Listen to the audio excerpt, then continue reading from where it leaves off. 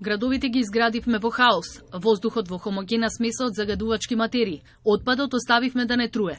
Граѓаните навидум еколошки свесни, институциите ги препознаваат прашањата како актуелни, сепак проблемите од животната средина не се решаваат стратешки. Време е за акција за создавање на подобра средина за сите. Институтот за комуникацијски студии со цел да направи поголем притисок кон властите за решавање на проблемите, од денеска почна кампања "Не игнорирај, реагирај".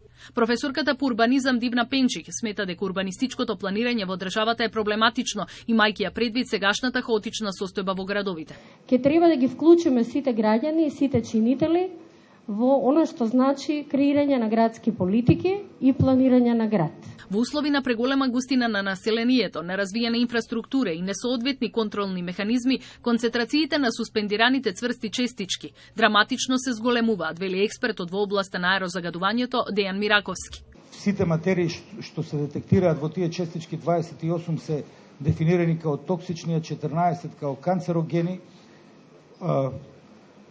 За сега состојбите не одат на добро и не се подобруваат.